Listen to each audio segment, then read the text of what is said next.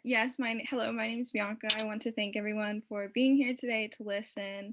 As Professor Ben said, I'm combining business, sociology, media, and music to create a global media marketing major. I will be presenting today on Latinx music marketing and discussing the emergence of Latin music in the mainstream popular culture and its effect on its current and future artists. So there are two parts of my project. The first I will be talking about the research behind it and all the background.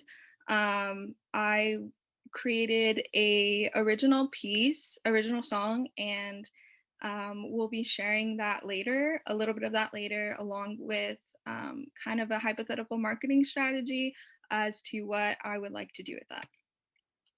So first, where does Latin music come from? We have to talk about the Columbian exchange. I know that might not make sense, but with the arrival of the Europeans in America and colonization of the Mayans, Aztecs, and Incas, there began to be new social statuses based on appearances, which would be skin color, color of hair, color of eyes, etc. And that created different marginalized groups.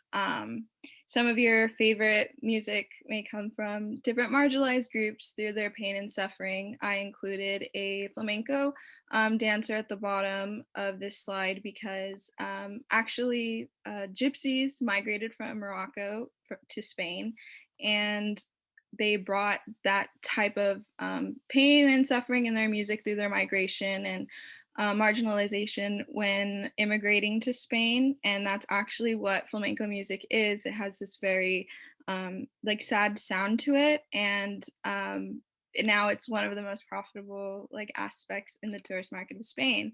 You can also think about this with the music we listen to today or through American music history, such as blues, rock and roll, and even now rap and hip hop all come from different marginalized groups talking about different experiences that they've gone through. So what is mainstream music? Well, that refers to music that is familiar and popular with the majority of people in the culture. And that can reflect the cultural norms and that has an impact on the values, morals, actions, habits, and perspectives in society. And that's why I wanted to touch a little bit on the socio-political influence that has on music and that in reverse has on society. So I want you to think about punk music and what kind of social groups that has created, or social groups created by heavy metal type music. And this kind of brings me to the point of the older generation versus the youth, which was a huge part of the evolution of rock and roll. A lot of parents thought that rock and roll music was too sexualized and it would influence their children to become criminals and prostitutes and all of the above. And a lot of parents were very, very against rock and roll music with the thrusting of the hips and Elvis Presley and everything. So it's really interesting to look at songs about world peace and freedom that came from the Beatles during the civil rights movement or the Vietnam War. And I want you to think about what music you're listening to today and what that music is telling you now, and how it's influencing you today. So going back to Latin music, there's a huge impact of music on politics and society. I just want you to keep that like in the back of your head during my presentation. But rumba and salsa were the first kind of like dance types of Latin music that emerged, and they were then subgenred in Latin music with Latin rock and Latin jazz. And I'm sure some of you guys have heard the song La Bamba, but that actually was a huge start to the Chicana movement because that it was a Mexican folk song that was redone by Richie Valens, and it actually gave a sense of nationalism to Chicanos in America, which inspired the Chicana movements with labor and education. So now I want to highlight the emergence of Latin women in the mainstream sector. So these are three very different Latin artists. Starting with Gloria Estefan, I want to note that she was born in Cuba and she emerged with her band and had a very successful, and still is very successful in Latin music and American pop music. But she kind of led the way for someone like Selena Quintanilla and Shakira and Jennifer Lopez and all the amazing Latin women that we love. But I also want to note that Selena had a different type of crossover, I would say. Selena was born in Texas and she started first with Spanish music, and many people thought she was from Mexico because that's where she started, and transitioning before she died to American pop music was kind of weird for someone who was American. And it's kind of this different contradiction that happens between race and music and how society perceives people based on what they look like. Shakira was a different story. She was a lighter skin tone and she was born in Colombia, but she had a rather easy transition based on her appearance and everything. She had just like a more Americanized style that was easier to work with than someone like Selena. And she also came in a couple years later with society progressing. So there was a bit of a halt between that and the past 5 years, and I really want to highlight on that. And this new transition is actually called the Despacito effect, which actually started with Justin Bieber.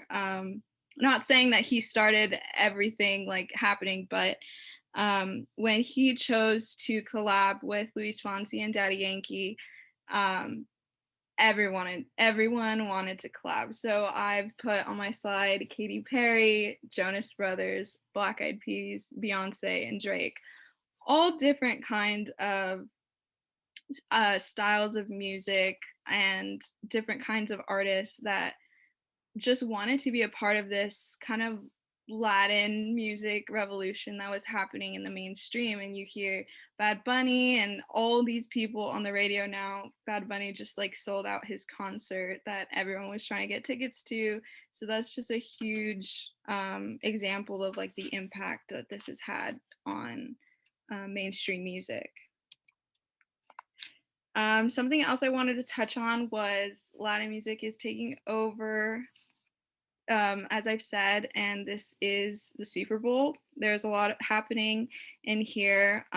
There's Jennifer Lopez on a pole advertising her movie.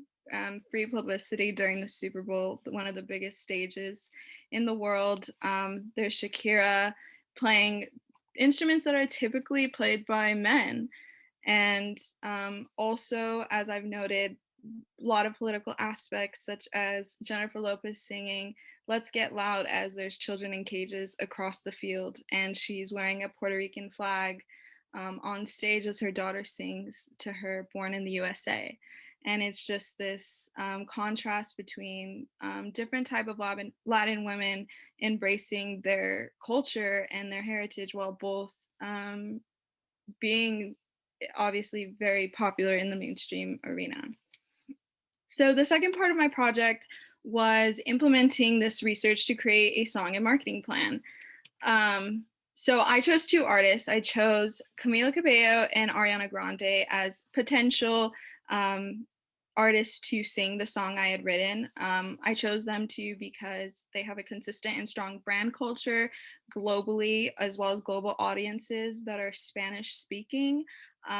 They both cater to countries like Spain, Peru, Mexico, Argentina, just with having a lot of performances there. Language, they're both fluent in Spanish. Yes, Ariana Grande is fluent in Spanish, and she's also recorded a lot of her hit songs that have become #1 on some Latin charts. And I also think that they're both very current artists, so that's why I chose them two for this. The original song is called Fortunate One. It was written by my aunt, and she helped me so much during this process. And I was able to arrange it a little bit differently and sing it. So I'm just going to play a little bit of it. I hope this works.